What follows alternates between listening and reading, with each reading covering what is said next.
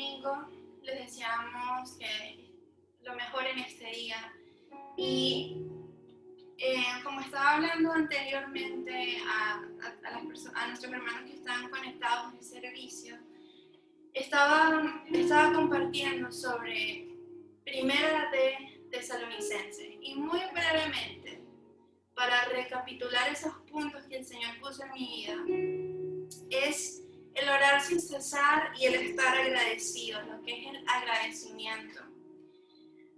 Tenemos que orar sin cesar, hermanos, y una manera práctica en la que podemos ver esto y aplicar ese conocimiento que nos da Dios de la palabra en nuestras vidas es, mientras estamos haciendo algo en el día, comunicarnos con el Señor.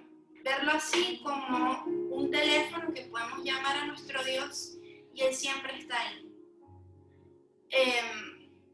Así como usted se comunica durante el día con un familiar o un amigo, tome el tiempo de, mientras está lavando los platos, cualquier cosa que esté haciendo, órele al Señor. Ahora, en el estar agradecimiento, el estar agradecidos es ejercitar ese músculo. Es un músculo. Y te aseguro que si el día de hoy, entre tú y el Señor, tú le dices a Él, Señor, yo tengo un corazón agradecido. Y gloria a Dios si es así, pero te aseguro que puedes estar aún más agradecido. Y eso es algo que Dios estaba hablando en mi vida.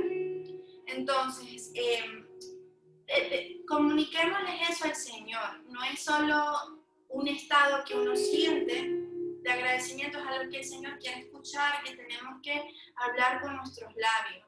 Él quiere escuchar eso.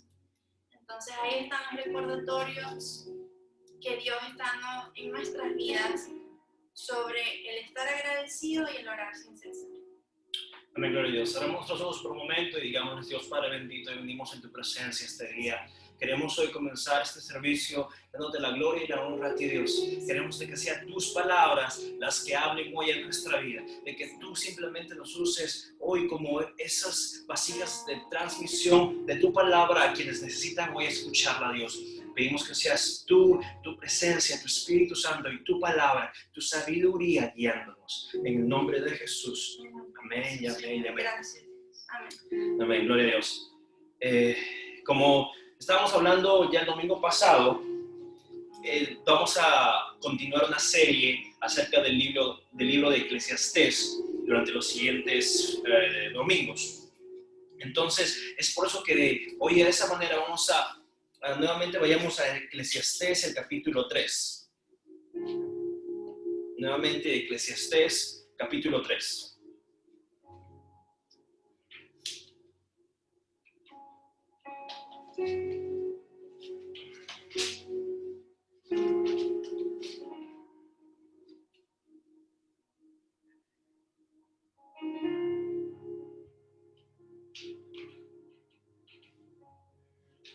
Y simplemente para recapitular un poco de lo que estábamos hablando la semana pasada, estábamos viendo que Eclesiastés es uno de los libros sapiensales. Sapiensales quiere decir filosóficos, estudiosos, de conocimiento, por así ponerlo, de la Biblia, como lo son proverbios y sabiduría. En otras versiones de la Biblia hay un libro que se llama Sabiduría, también así, el Eclesiástico también. Entonces, todos estos libros encierran conocimiento.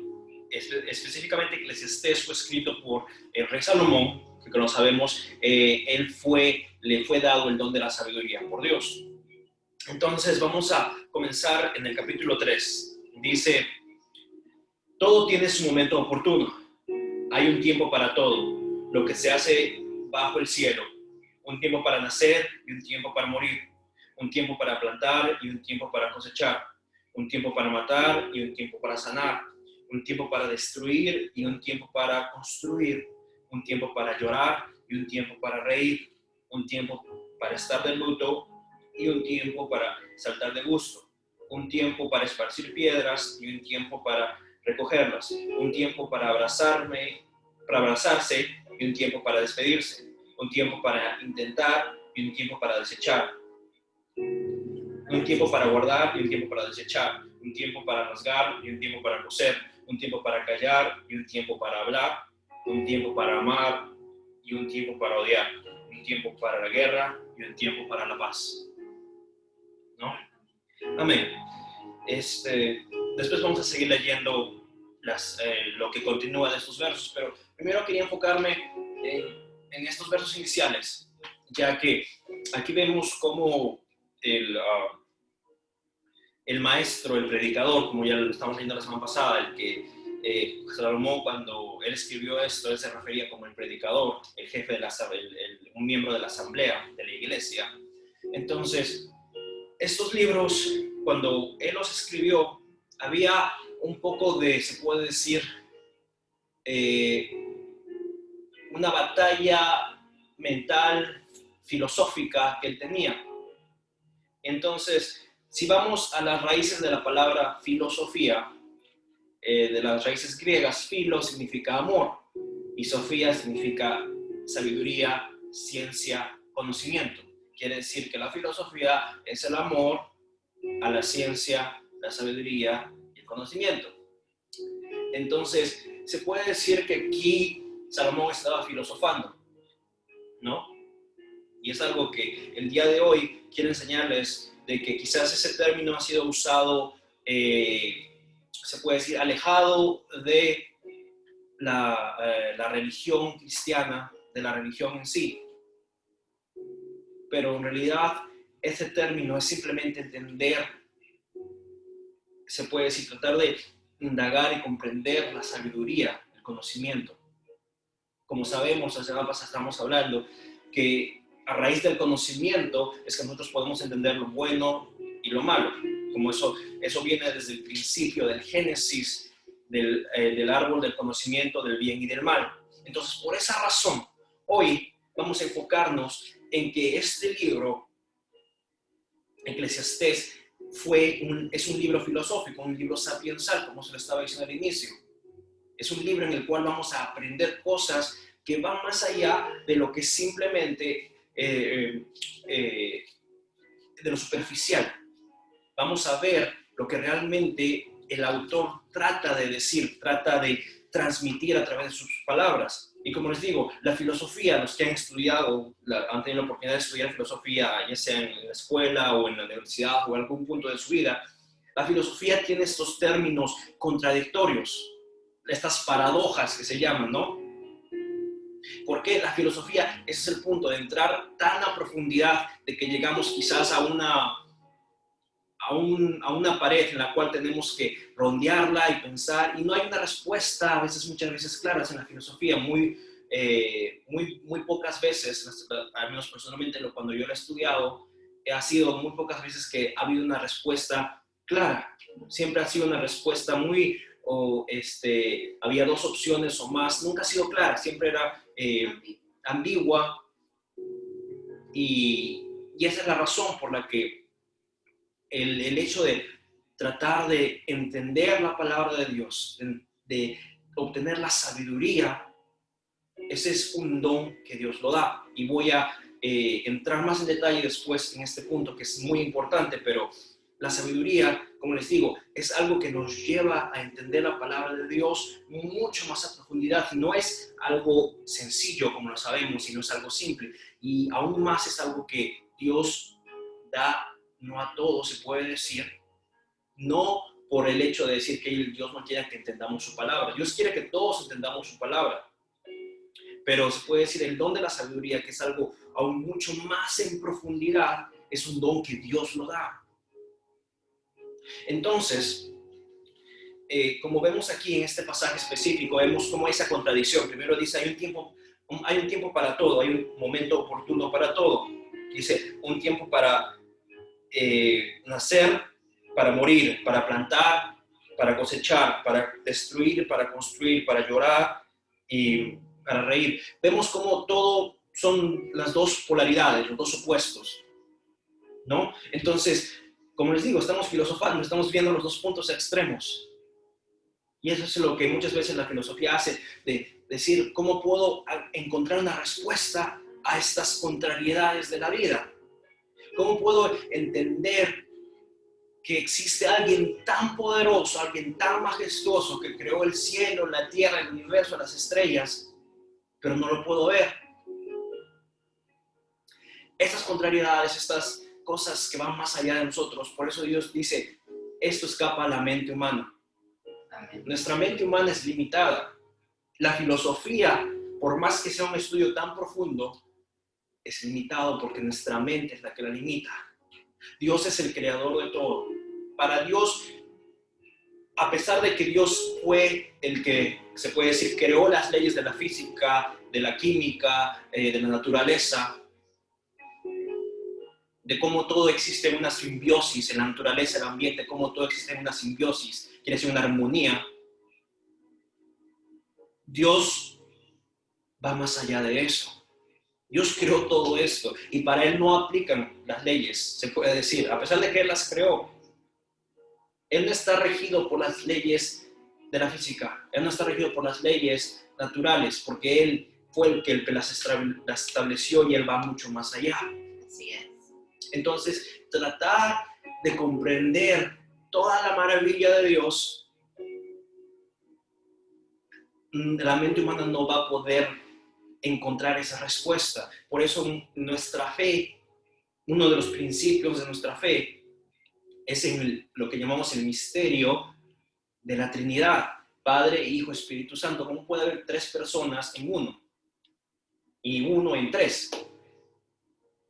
Es un misterio que el hombre no puede decir, no puede explicarlo racionalmente, simplemente nosotros lo creemos en fe y es un misterio, por eso lo llamamos un misterio. Amén. Y no por eso Dios no quiere decir que Él no se quiere revelar a nosotros, pero Él sabe que nuestra mente es limitada, Él sabe que nuestras capacidades cognitivas llegan a cierto límite. Pero de esta manera, Dios, por eso en este pasaje de Eclesiastés, en el cual Salomón comienza a exponer estas polaridades, ¿no? Vemos cómo hay los dos extremos, la guerra y la paz, el odio y el amor. Con esto Dios no quiere decir de que literalmente existe el odio entre hermanos, sino por eso es importante en profundizar este libro especialmente, porque si lo vemos superficialmente va a ser algo muy, muy crudo, muy que muchos quizás va a ser impactante y va a decir, Dios, ¿por qué está hablando esto? ¿Por qué Salomón, siendo un hombre tan ungido, puso estas palabras a veces un poco crudas en la palabra, ¿no? Como vimos la semana pasada, como él decía, ¿cuál es el punto de vivir en gracia si es que todos vamos a morir? ¿No? Pero lo que Dios quiere decir, la intención del autor, es llevarnos a profundizar un poco más el propósito de Dios en la vida. Así es. De que va a haber los dos extremos, el bien y el mal. Es lo que el autor quiere decir, van a haber los dos extremos. Pero dice, y como hay tiempo para todo, ¿no? Dios, cuando él se refiere, por ejemplo, al autor, cuando habla de hay un tiempo para amar y un tiempo para odiar. Con esto no quiere decir que hay que odiarnos entre prójimos o odiar a nuestro hermano. No, pero se puede simplificar en el hecho de decir hay un tiempo de poner un rechazo al pecado. El odio que se puede decir nosotros, o para corregir la palabra, el rechazo es para el pecado, no para el uno con el otro. Dios en su palabra mismo lo dice en el Nuevo Testamento, ama a tu prójimo como a ti mismo. Dios no se va a contradecir y por eso en ningún momento aquí Salomón dice odia a tu prójimo. No, él nomás especifica dos polaridades. Con eso no quiere decir que tienes que odiar a tu prójimo o odiar a Dios o en ninguna manera a la creación de Dios. Pero lo que sí tenemos que tener es un rechazo al pecado, ¿no? Entonces es lo que el autor trata de explicar. Y aún más allá, por ejemplo, hay una frase que llamó mi atención que decía en el versículo 5, dice, hay un tiempo para esparcir piedras y un tiempo para recogerlas. Cualquiera se preguntará, ¿por qué voy a esparcir piedras? ¿Cuál es el punto? ¿Cuál es el mérito? Es algo sin propósito. Pero es toda la palabra de Dios, la Biblia, hay diferentes traducciones. Y es algo que quiero hoy de manera importante recalcar. La Biblia tiene diferentes traducciones. La Biblia que yo estoy usando ahorita es la nueva versión internacional.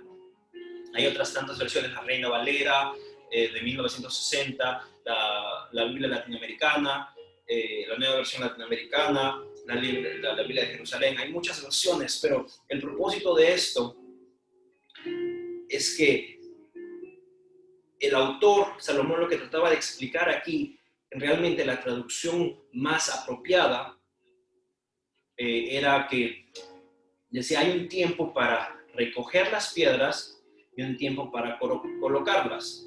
Esto Salomón se refería a los campesinos de aquel tiempo. Por eso si lo leemos simplemente así no tiene sentido, pero realmente cuando Salomón escribió esto, él estaba haciendo, en este versículo específico, estaba haciendo referencia a los campesinos de aquel tiempo. Lo que ellos hacían, como los que quizás un poco han tenido la oportunidad de sembrar o ser agricultores. Primero, cuando nos dan un pedazo de tierra, primero tenemos que limpiar la tierra, tenemos que sacar las piedras. ¿Por qué? Porque esas piedras no permiten de que, el agua se absorba apropiadamente en la tierra, y dos, no permite que las raíces crezcan, porque si la raíz crece, golpea piedras, no va a crecer, y va a tener una raíz muy, muy cortita y va a morir la planta. Entonces, por eso dice, primero hay que recoger las piedras, hay que limpiar el terreno, y después colocarlas en un lugar como para hacer como un fence, una barrera, se puede decir, ¿no? Alrededor de su campo, ¿no? Entonces, por eso, el autor de Eclesiastés no va a lo superficial, por eso es importante en este libro ir más allá de lo que se puede leer. Eso es lo que yo encuentro interesante de este libro, de que hay que realmente poner atención a esos detalles, ¿no? Entonces, como podemos ver aquí, hay esa contrariedad, pero a través de la Biblia, Dios es el que da estos talentos. Y los que conocen y los que ya han escuchado antes, hay dones del Espíritu y dones de Dios. Los dones del Espíritu se encuentran en Gálatas capítulo 5, versículo 6, si no me equivoco, 16, que son la paciencia, voy a leer rápidamente en Gálatas, son la paciencia, la alegría, la paz, la amabilidad, la bondad, la fidelidad, la humildad y el dominio propio. Pero en ningún momento aquí leemos que está la sabiduría, porque eso no es un don del Espíritu. Tenemos que, como les digo, la profundidad de la palabra de Dios es de que Dios da talentos, pero hay diferentes, se puede decir, personas de la Trinidad que dan ciertos talentos. El Espíritu da estos talentos que encontramos en Gálatas, pero Dios da el don de la sabiduría. Por eso acompáñenme a 1 Corintios, versículo 12.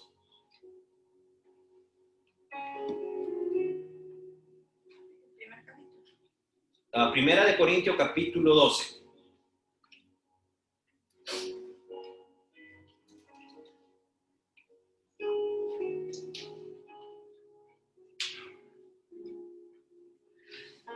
Amén. Amén. Entonces, en este capítulo, aquí podemos ver que hay un título que dice dones espirituales. No dice dones del Espíritu, dice dones espirituales. Y si nos vamos específicamente el versículo 7, dice, a cada uno se le da una manifestación especial del Espíritu. No dice que viene del Espíritu, dice es una manifestación especial del Espíritu. ¿Ok? Para el bien de los demás. Dice, a unos Dios. Les repito, a unos Dios. Señalen esa palabrita ahí, Dios. Les da por el Espíritu de la palabra de la sabiduría. Dice, a unos Dios les da por el Espíritu palabra de sabiduría. Dios. y dice por el Espíritu, pero quien los da es Dios. Y así que continuamos leyendo. A otros por el mismo Espíritu, palabra de conocimiento. A otros, fe por medio del mismo Espíritu. A otros, y por ese mismo Espíritu, dones para sanar enfermos. A otros, poderes milagrosos. A otros, profecía. A otros, discernir espíritus. A otros, hablar en diversas lenguas. A otros, el interpretar las lenguas. Todo esto lo hace un mismo y único Espíritu, quien reparte a cada uno según lo que determina. Pero por eso regresamos. Esto lo hace a través del Espíritu, pero ¿quién da el don? El don es Dios. Dios es el que usa el Espíritu como medio para dar ese don. Quiere decir, el Espíritu sigue estando allí para, se puede decir, transmitir ese don, pero hay que hacer una diferencia entre los dones del Espíritu y los dones que Dios nos da a través del Espíritu. Entonces, por eso les digo, hay dones especiales. Por eso, cuando a Salomón se le dio el don de la sabiduría, Dios le dio el don de la sabiduría. No fue el Espíritu Santo, fue Dios quien le dio el don de la sabiduría. Entonces, podemos ver esto, una viva aplicación de esto, si vamos a Lucas, capítulo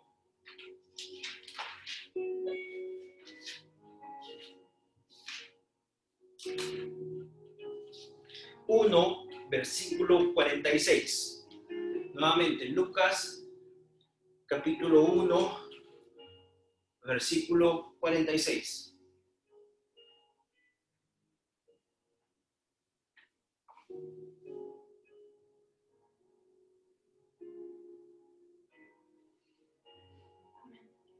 Amén. Simplemente para darles un poco de historia acerca de este pasaje, María ya había sido, el Espíritu del ángel del Señor se le había presentado y le dijo: tendrás un hijo al cual llamarás Emmanuel, Dios con nosotros. Y después de eso, María fue a visitar a su prima Isabel. Entonces, al Isabel escuchar el saludo de su prima María, dice que el bebé que, bueno, para esto Elizabeth o Isabel, algunas personas la llaman Elizabeth, pero Isabel, para esto ella era una mujer estéril y era muy de edad, ella no podía tener hijos, pero dice, cuando escuchó el saludo de su prima María, el bebé que tenía en su vientre saltó. O sea, ella ni siquiera sabía que estaba embarazada. Y Dios se dio un salto, y ese bebé, para los que saben, fue después Juan el Bautista, primo de Jesús. Pero entonces dice, wow, María se sorprendió, y lo que de los labios de María salió fue esto. Dice, entonces María dijo María: mi alma glorifica al Señor, y mi espíritu se regocija en Dios mi Salvador, porque se ha dignado fijarse en su humilde sierva. Desde ahora me llamarán dichosa todas las generaciones, porque el Poderoso ha hecho grandes cosas por mí. Santo es su nombre. De generación en generación se extiende su misericordia a los que le temen. Hizo proezas con su brazo, desbarató las intrigas de los soberbios, de sus tronos derrocó a los poderosos, mientras ha exaltado a los humildes. A los hambrientos los colmó de bienes y a los ricos los despidió con manos vacías. Acudió en ayuda de su siervo Israel, y cumpliendo su promesa a nuestros padres, mostró su misericordia a Abraham y a su descendencia para siempre. Y dice, María se quedó con Elizabeth y Isabel unos 3 meses y luego regresó a su casa. Pero de esta historia quiero que nos enfoquemos especialmente en el versículo 50 al 53. Dice, de generación a generación se extiende su misericordia a los que le temen.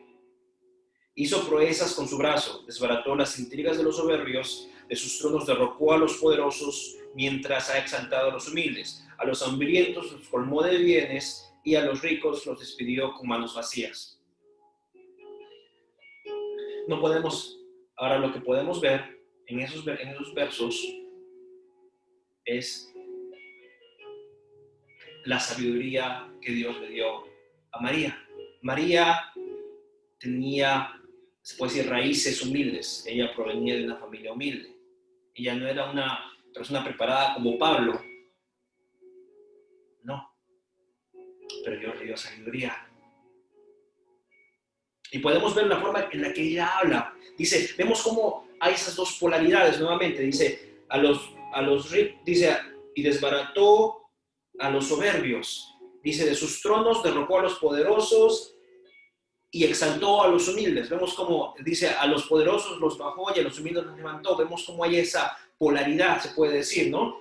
Dice, a los hambrientos los colmó de bienes y a los ricos los despidió con manos vacías.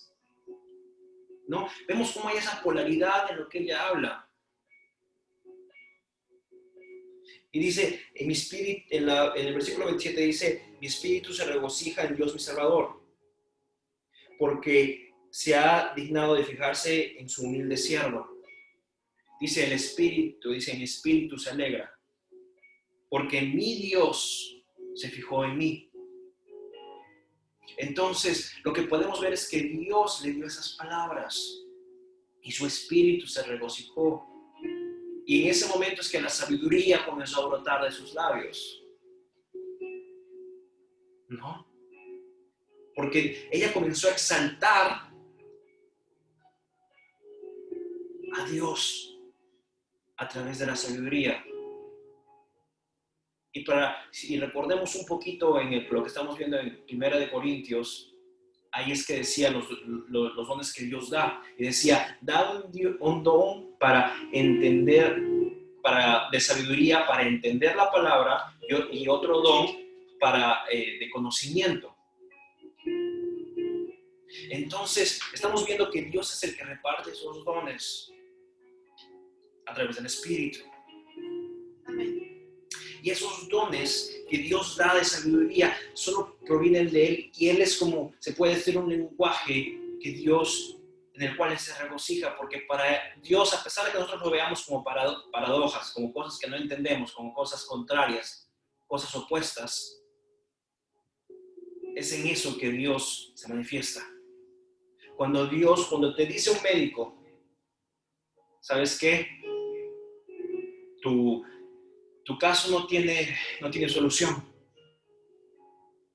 Quizás tienes cáncer o alguna otra enfermedad mortal.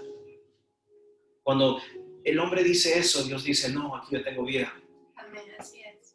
Cuando tú ves que estás en bancarrota, estás en deudas, Dios te dice, no, yo tengo bendición.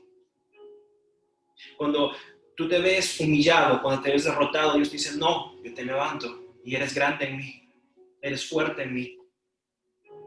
Dios es un Dios de contrariedades, y la filosofía trata de explicar eso, pero nunca vamos a poder entenderlo. Dios va más allá de lo que el hombre crea. Y no por esto quiero decir que debemos ignorar lo que Dios nos ha permitido conocer o comprender. Como les digo, la filosofía es un regalo de Dios porque viene a través del conocimiento que nosotros hemos podido obtener. ¿No? ¿Para qué? Para comprender y entender las cosas. Pero no por eso tenemos que limitar a Dios a la ciencia. Así es. O al conocimiento humano. Es cierto que nosotros queramos entender y comprender todas estas cosas, pero al final del día nuestra mente va como quien dice, a llegar a una pared, a un límite que no vamos a poder comprender. Que la ciencia del día de hoy no va a poder darte la respuesta. Y aún así, que sea milenios o siglos más allá en el futuro, vamos a poder quizás extender el conocimiento, pero siempre vamos a llegar a una pared. Y es cuando el hombre llega a esa pared, es cuando Dios comienza a obrar. Porque cuando el hombre se encuentra desahuciado, sin respuestas, sin opciones, sin salida, es cuando Dios da la salida. Es cuando Dios abre la puerta que tú ni siquiera te esperabas. Es cuando Dios te dice, cuando tú sueltas tu conocimiento, cuando tú sueltas lo que tú pretendes saber o controlar, es cuando yo comienzo a orar. Con esto no quiero decir de que no escudriñemos y entendamos y anhelemos recibir más sabiduría de Dios. Pero tenemos que entender que aun a pesar de la sabiduría, Dios va más allá. Dios es más grande. Salomón, por más de tener toda la sabiduría del mundo, falló a Dios. Y se rompió el pacto que Dios había hecho con su padre David. Y Salomón era el hombre más sabio, se puede decir, de toda la Biblia. ¿Y por qué hago énfasis en este punto? Porque a pesar de tener la sabiduría de Dios y tener los dones de Dios, no podemos olvidar de quién viene. No podemos olvidar de que por más conocimiento, por más poder, por más riquezas que tengamos, jamás vamos a poder sobrepasar el amor, el poder y la majestad de Dios. Salomón llegó a ese límite de la sabiduría porque decía, ¿qué debo hacer? ¿No? Escoger el bien y el mal. Si este mundo es tan contrariado, existe la muerte, existe la vida, hay guerras y hay paz, ¿qué debo hacer? Pero en toda esa sabiduría, a veces él tenía que soltar y decir, Dios, todas estas preocupaciones que me agobian, las entrego a ti. Porque esa es la verdad. Y esto Dios me lo ha demostrado en estos últimos meses. Día a día vamos a escuchar, cuando prendan la televisión y vean las noticias, van a escuchar guerra aquí, pandemia aquí, destrucción aquí. Y a veces todas estas noticias, este conocimiento, por así ponerlo, nos agobia. Y se nos hace pesado seguir adelante. A mí yo me gusta informarme. Me gusta saber qué está pasando en el mundo para, se puede decir, tener un conocimiento, al menos de las cosas que puedan pasar y de forma, se puede decir, previsoria, tratar de decir, ¿sabes qué? Si aquí algo está pasando mal, quizás yo debo comenzar a ahorrar. Por ejemplo, cuando comenzó la pandemia, hubo el caos de qué va a pasar, los trabajos comenzaron a cerrarse, muchas cosas. Entonces, lo que yo trato de obtener de todo esto es decir, ¿sabes qué? Quizás tengo que comenzar a ahorrar un poco más, ¿no? Pero a pesar de todo esto, eso es como yo me enfoco en mi humanidad. Es mi primera quizás reacción. Pero Dios me dice, sí, va a haber tantas cosas allá afuera en el mundo. Va a haber tanto conocimiento, tantas cosas que te van a agobiar. Pero tienes que recordar que yo voy primero. Y que yo voy por encima de esos problemas. Que yo voy por encima de esas pandemias. Que yo voy por encima de esas guerras. Y que yo tengo el control. Así es, Señor. Al final del día, todo lo que pase, Dios va a tener el control. Y si es su plan que Dios venga mañana, es su plan. Y si Dios quiere venir de acá 1000 años aún, Él es su plan. Nadie sabe. Dice, el mismo Jesús lo dijo. Solo el Padre sabe la hora, el día y el momento. Así es. Así es. Mi posición, mi postura como cristiano es vivir conforme a Dios. Yo no puedo influenciar al mundo y decir, ¿sabes qué, mundo? Primero tienes que portarte bien para que Dios venga. No. Lo que yo puedo hacer en mi vida es primero vivir una vida íntegra, una vida que le agrade y esté de acuerdo a los principios de Dios. Y yo sé que no soy perfecto y que voy a caer mañana. Pero lo que Dios quiere es que día a día me lo intente y dé fuerzas y siga y pelee la buena batalla que Pablo nos mencionó. pelear la buena batalla de la vida. Pero a través de eso, lo que Dios va a usar, de mi testimonio, de cómo yo viva, de cómo yo refleje a Dios para el mundo, es lo que va a impactar a la otra gente. Porque yo hoy día puedo hablarles todo bonito y todo elegante o todo lo que se puede hacer agradable. Pero si el día de mañana yo voy y hago todo lo contrario, mi testimonio me va a hundir y va a decir, aquel que predicaba de Dios está viviendo una vida hipócrita, una vida vacía, una vida que realmente no vive con respecto a Dios, y eso más bien va a alejar. Pero en cambio, si mi testimonio es de dar amor, si mi testimonio es de bendecir, no importa qué, al que te haga daño, bendícelo, ámalo. Es difícil. Es la contrariedad de la vida y es la contrariedad de Dios. Dice cuando Jesús dice, al que te golpee en una mejilla, dale la otra. Quiere decir, dale amor al que te odia. Ese es uno de los primeros mandamientos de Dios. Primero dice, ama a Dios, ama a Dios sobre todas las cosas y ama a tu prójimo como a ti mismo. Sí. Jesús trató de simplificarlo para que nosotros podamos llevar ese concepto a nuestro día a día. Y que día a día el tiempo de Dios es el tiempo correcto. Por eso cuando estábamos hablando en Eclesiastés, veíamos de que hay un tiempo para todo, ¿no? Esas dos polaridades. Por más de que haya esos tiempos, se puede decir, no, tiempo para danzar o tiempo para estar triste, tiempo para construir y tiempo para destruir. Pero lo que realmente queremos y debemos entender es de que el tiempo se rige por Dios. De que el tiempo de Dios es el tiempo correcto, es el tiempo adecuado y es el al cual nosotros debemos confiar de nuestro tiempo. Que va a haber tiempo de alegría, sí, pero también va a haber tiempos difíciles. Pero Dios, si Dios está contigo,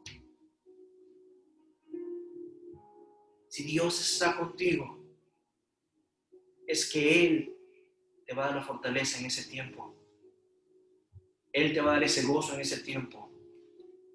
Pero Él está contigo y eso es lo más importante que tenemos que llevarnos de este mensaje. Amén. Que Dios está por sobre todo. Y ahora simplemente quiero culminar con estos últimos versículos que están en Eclesiastés capítulo 3, versículos del 9 al 11.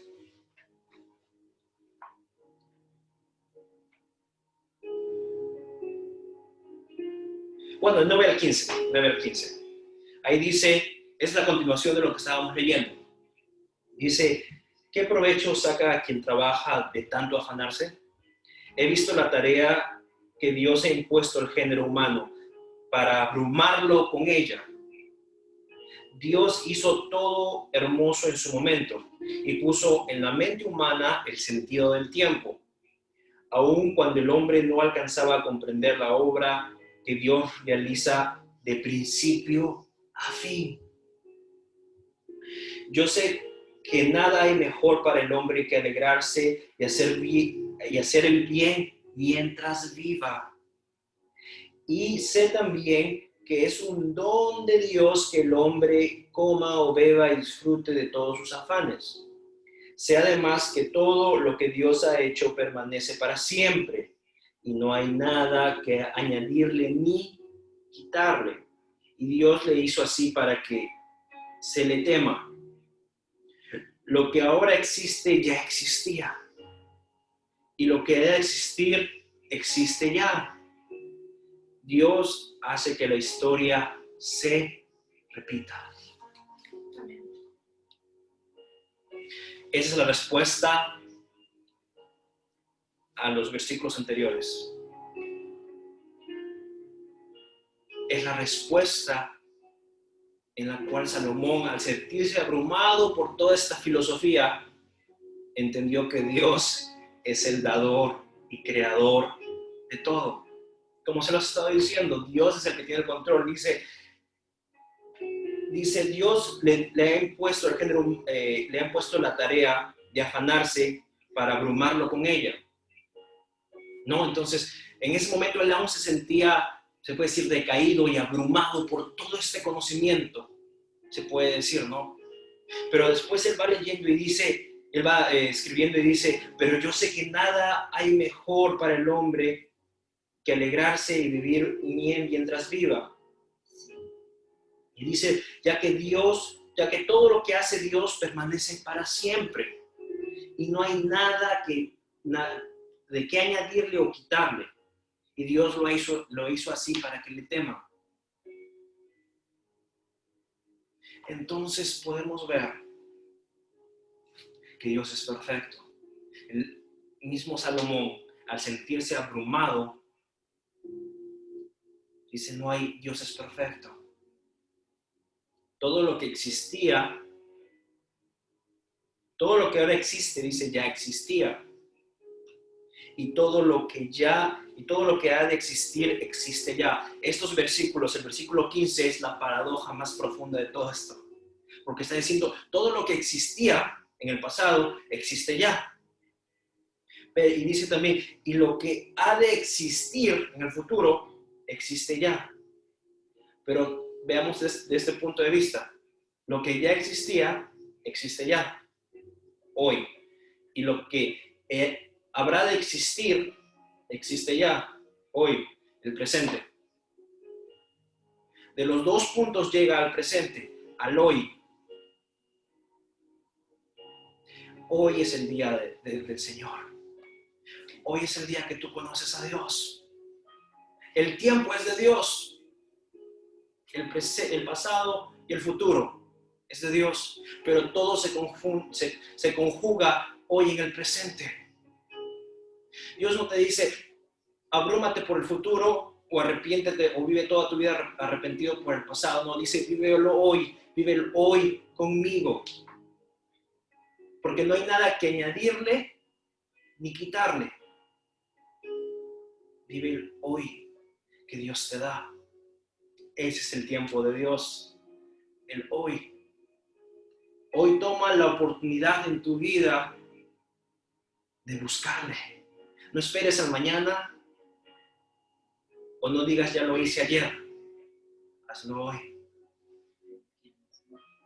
Y finalmente, el versículo 10 que dice, he visto la tarea que Dios ha impuesto al género humano de abrumarlo con ella. En el versículo 11 dice, Dios hizo todo hermoso en su momento y puso en la mente humana el sentido del tiempo, aun cuando el hombre no alcanzaba a comprender la obra que Dios realiza de principio a fin. Y es algo que a mí me gusta hacer, es comparar diferentes Biblias, porque quizás aquí cuando Salomón habla de que Dios le puso al hombre en la mente humana, en su mente, el sentido del tiempo, realmente decía, pero ¿por qué? O sea, Dios yo sé que nos ha dado el sentido del tiempo, pero hay otras traducciones, otras versiones de la Biblia, en la cual dice que Dios le ha dado el sentido del tiempo. Dice, Él ha hecho todas las cosas apropiadas a su tiempo. También ha puesto el mundo en sus corazones. En otras versiones dice, ha puesto la eternidad en sus corazones. ¿No? Entonces, ¿qué significa esto? ¿Qué es nuestro corazón? Según lo que dice la filosofía, cuando uno habla de la mente, habla del espíritu. Y el espíritu también está con el corazón. Entonces, quiere decir que Dios a nuestra alma, a nuestro espíritu, nos ha puesto la eternidad. Por eso nosotros, nuestra fe, ¿qué es lo que nos dice? Cuando nosotros partamos de este mundo físicamente, nuestra alma irá con el Padre. Y esa es la promesa que aquí Salomón, en la sabiduría que Dios le dio, está reafirmando que hay un mañana, que hay un después de la vida. En la vida con el Padre, porque Dios nos ha dado una eternidad, porque dice que Dios hace todo de principio a fin. Él ya tiene un propósito. Él ya conocía desde el momento que Él te creó, antes de que estuvieras en el vientre de tu madre. Y Él conoce el final, cuando ya estés nuevo con Él, con el Padre. Dios va más allá también del tiempo. Pero Dios te dice, hoy es tu día. Hay muchas aquí, yo sé que hay muchas ideas aquí que Dios, con respecto al tiempo, Dios es el dueño del tiempo, Dios es el tiempo, por así ponerlo. Pero Dios te dice, para no afligirte y abrumarte con toda la inmensidad que es Él, dice, enfócate en el hoy. No te enfocas en el pasado ni en el futuro, enfócate en el hoy. Porque yo sé que te va a abrumar. Si te enfocas en todo el tiempo del mundo, nunca vas a saber dónde empezar o dónde buscarme. Búscame hoy, porque hoy me vas a encontrar. O cierra tus ojos donde estás. Dile a Dios, Padre amado, hoy entrego mi tiempo, mi vida y mi corazón a ti. Yo sé de que tú eres el creador de todo. Y tú eres el dueño del tiempo. Tú eres el tiempo, porque tú estás en todo momento, Padre bendito. Desde el principio hasta el final. Tú estás en el ayer y en el mañana. Pero tú hoy, Dios, nos dices que tu alma se aquiete, que tu alma tome paz, que no se abrume por lo que está pasando afuera, ni por el mañana, ni por el pasado, sino hoy entrégame tu corazón, hoy entrégame tu vida, hoy entrégame tu tiempo, porque hoy quiero encontrarme contigo. Hoy quiero darte esa sabiduría, hoy quiero darte el entendimiento de mi amor. Hoy quiero que sepas que eres mi hijo, mi hija amada. Que yo, cada minuto, cada segundo, cada palpitar de tu corazón, yo ya lo conozco. Porque yo soy el tiempo.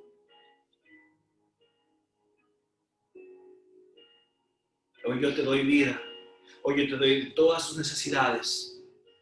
Porque como leímos que María dice, al débil lo levantó, al pobre le dio en abundancia y al rico lo dejó con manos vacías, a los poderosos los destronó y a los humildes los levantó. Así, dile a Dios, te entrego mi corazón humilde. Quizás no tengo mucho que darte, pero te doy mi tiempo, te doy mi corazón y te doy mi vida a ti. Te doy mi tiempo, te doy mi corazón y te doy mi vida a ti. Hoy ábrele a Dios un espacio en tu tiempo. Un tiempo en el cual puedas encontrarte con el Padre. En el cual tú puedas hablar, en el cual tu espíritu y tu alma se encuentren con Él. Y puedan ser refrescados. Que pueda sentir esa paz. Esa paz que necesita nuestra alma, que está abrumada por el mundo, por lo que está pasando el día de hoy. Dale ese tiempo, ese espacio a Dios.